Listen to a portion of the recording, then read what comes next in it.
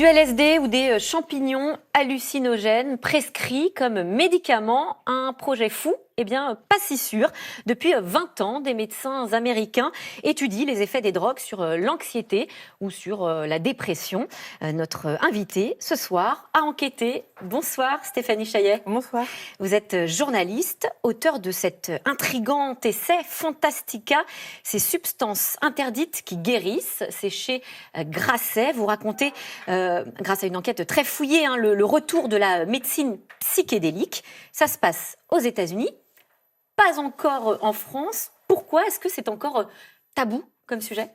Alors probablement parce que la loi française qui interdit en principe toute présentation d'une substance illicite sous un jour favorable pèse sur le débat. C'est d'ailleurs pour cette raison que le débat sur le cannabis thérapeutique a pris aussi du retard en France par rapport à d'autres pays. L'histoire se répète avec les psychédéliques. Les grands médias américains comme le New York Times et même CNN ont énormément parlé de la renaissance de cette médecine. En France, c'est beaucoup plus difficile. Je pense qu'il y a une forme d'autocensure. Et alors là, ce que vous êtes en train de faire sur notre plateau ou dans votre livre, est-ce que vous vous mettez hors la loi en parlant de ces drogues ? Non, la loi n'est heureusement pas appliquée. Je pense qu'elle elle pèse sous forme... Enfin, les gens s'autocensurent, mais non, je ne pense pas que mon livre sera condamné, ni même Bien cette sûr, émission. c'était sous forme de plaisanterie. Évidemment, ce n'est pas du tout l'apologie des drogues, mais un travail de recherche. Justement, aux États-Unis, cette recherche, elle a repris il y a 20 ans. Comment est-ce que vous expliquez justement cette renaissance, ce retour en grâce ? Alors d'abord, c'est une poignée de chercheurs convaincus de la ressource thérapeutique considérable que représentent ces substances, qui se sont battus pendant des années pour obtenir les autorisations administratives nécessaires pour les étudier. Et puis comme leurs résultats étaient très bons, les régulateurs, la FDA, qui est l'Agence américaine du médicament, leur a accordé en 2018 une procédure de mise sur le marché accélérée au titre de percée thérapeutique. Pour être très clair, peut-être en 2 mots, on peut regarder ensemble de quelle molécule on parle. On ne parle pas de n'importe quelle drogue, n'importe quelle molécule. On va les voir à l'écran, les voici. Vous avez donc le LSD, la psilocybine, c'est Oui. ça, qui est utilisée dans les champignons hallucinogènes, la mescaline issue du cactus et la DMT issue d'une plante, l'ayahuasca, c'est ça ? Alors, la DMT, en fait, elle est présente dans énormément de variétés, dans beaucoup d'espèces végétales. Mais oui, elle entre dans la composition d'un breuvage hallucinogène qu'on appelle l'ayahuasca. En l'occurrence, les recherches thérapeutiques portent sur la psilocybine exclusivement, parce que le LSD, qui a beaucoup été expérimenté dans l'après-guerre, avait un gros bagage. C'était l'ex-ennemi public numéro 1.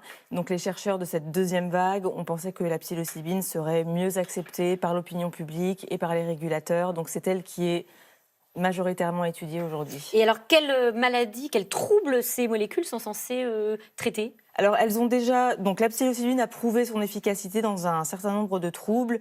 La dépression résistante, la détresse psychologique de malades du cancer, les TOC, certaines addictions aussi au tabac, à l'alcool, aux opiacés.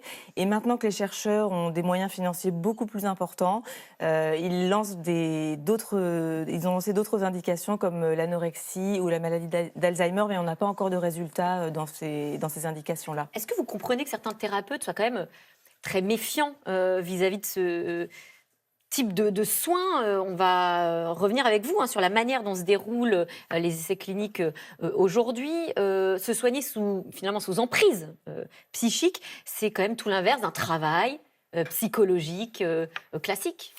C'est en fait un vrai travail psychologique parce que la séance de soins s'inscrit dans le cadre d'une psychothérapie très intensive où l'alliance thérapeutique est extrêmement importante. Le patient a plusieurs séances de préparation avec ses 2 thérapeutes. Il est accompagné et le décorum de ces séances est extrêmement important. En fait, ça ne ressemble pas du tout... Enfin, la pièce dans laquelle se déroule la séance de soins est vraiment très inhabituelle dans l'univers de la psychiatrie parce qu'il y a en général un éclairage tamisé, un canapé moelleux, des œuvres d'art. C'est une pièce qui ressemble à un salon, en fait. Il est très important. Le contexte de l'expérience est très important pour sa réussite. Alors justement, est-ce que vous pouvez nous décrire, parce que là vous parlez d'ambiance tamisée, etc. Bon, c'est vrai que là ça peut prêter un peu à sourire parce qu'on se dit bon bah c'est un petit peu, je sais pas, des traitements de personnes un petit peu hors des clous.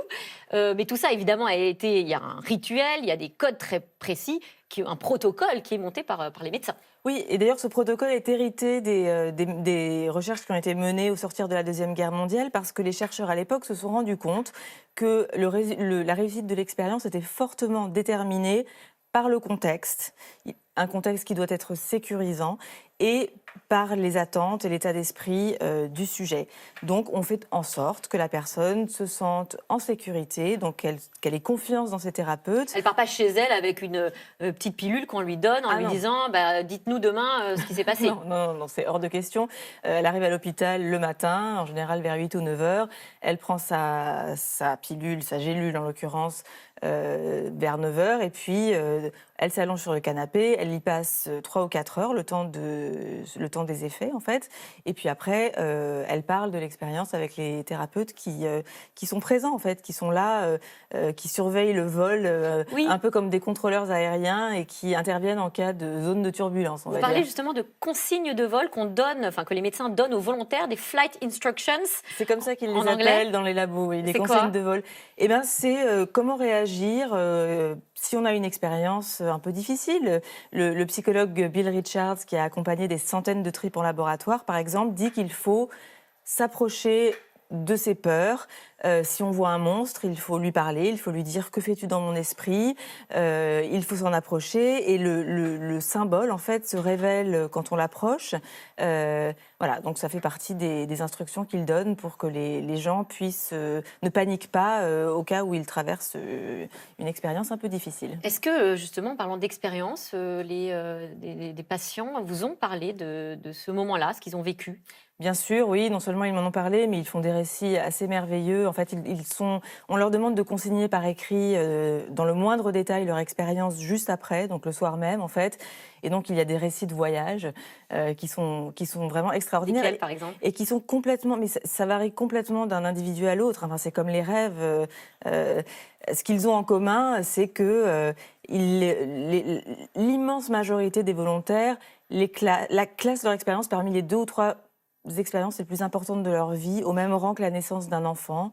Vous parlez d'une ancienne patineuse artistique, monitrice de patinage artistique, 72 ans, qui a un cancer, ouais, et qui va trouver la solution pour en partie être guérie, ou en tout cas se sentir oui, c'est une femme, c'est une New-Yorkaise qui avait en fait, elle était guérie de son cancer, elle était en rémission, mais elle avait des crises d'angoisse tous les jours à propos de la récurrence possible de son cancer.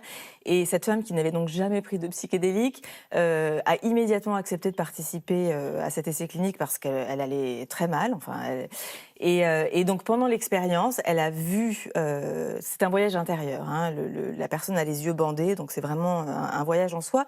Elle a vu une masse noire logée sous son diaphragme qu'elle a interprétée comme sa peur, et elle dit qu'elle l'a chassée. Et quand je l'ai interviewée, moi, c'était 4 ou 5 ans après son traitement, et sa peur n'était toujours pas revenue. Et d'ailleurs, une étude de suivi de ces patients, cette cohorte précise de patients, vient juste d'être publiée, et elle indique que la persistance de l'effet thérapeutique est toujours là, 5 ans après. Selon le chercheur qui a mené cette étude, Steve Ross, c'est sans précédent dans l'histoire de la psychiatrie. Justement, outre les témoignages qu'on peut lire ou entendre, est-ce que des études très précises, mais même, je ne sais pas, de la neuroimagerie, des études du cerveau montrent l'effet Oui, il y a eu beaucoup d'études d'imagerie cérébrale, notamment à Londres, à l'Imperial College. Alors bon, comme tout ce qui concerne le cerveau, il faut dire qu'on ne sait pas très bien ce qui se passe, mais on sait que ça déstabilise des schémas d'activité qui sont impliqués dans la rumination anxieuse et la rumination dépressive, que ça connecte des aires du cerveau qui normalement ne se parlent pas entre elles. Donc il se passe vraiment des choses. Il compare ça à une sorte de reboot informatique. Très rapidement, est-ce qu'il y a des risques de dépendance ? Aucun risque de dépendance. Les chercheurs sont formels. Les psychédéliques n'agissent pas sur le système de la récompense, contrairement à toutes les substances qui ont un potentiel d'abus. Elles agissent sur celui de la sérotonine. C'est très différent. C'est très différent. Merci à vous. Merci Stéphanie Chaillet. Pour en savoir plus, on peut lire votre livre Fantastica, c'est chez Grasset. Tout de suite, c'est dans l'air. Bonne émission à vous.